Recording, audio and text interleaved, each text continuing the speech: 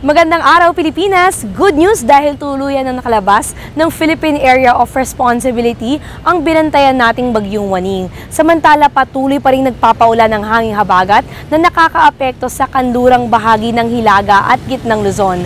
Ngayon alamin natin ang epekto nito sa lagay ng panahon at agwat ng temperatura sa mga piling lungsod ng bansa. Dahil sa pagbugso ng hanging habagat, asahan ang maulan na panahon dito sa Cabanatuan City. Kaya saan man ang inyong lakad, huwag kakalimutan ang pagdadala ng payong. Samantala, good news dahil asahan ng generally fair weather condition sa Kalayaan Islands, Calapan, Dumaguete, pati na rin sa Rojas. Asahan din ang pangkalahatang maaliwalas sa panahon sa Catbalogan, General Santos, Tagbilaran, pati na rin sa Surigao at Tipolog.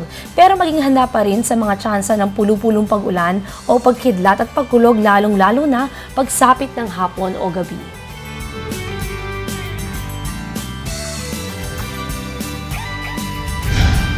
Nalalapit na rin tayo sa panahon kung saan mas maraming bagyo ang posibleng pumasok sa loob ng Philippine Area of Responsibility. Kaya naman para sa inyong kahandaan, narito ang ilan naming paalala.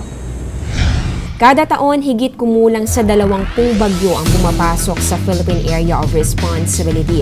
8 hanggang 9 dito, tumatama sa lupa at nagdudulot ng mga storm surge, pagbaha at landslide. Kaya dapat be safe bago bumagyo. Alamin ang emergency hotlines. Ihanda ang survival kit. Alamin ang tropical cyclone warning signals ng Pag-asa at makibalita sa lagay ng panahon. Ilagay sa selyadong lalagyan ang mahahalagang dokumento.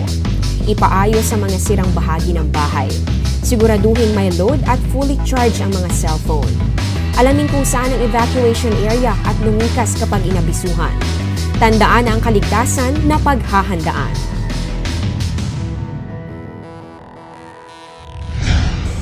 At yan muna ang latest sa lagay ng panahon. Ako si Eunice Suntayas para sa Panahon TV.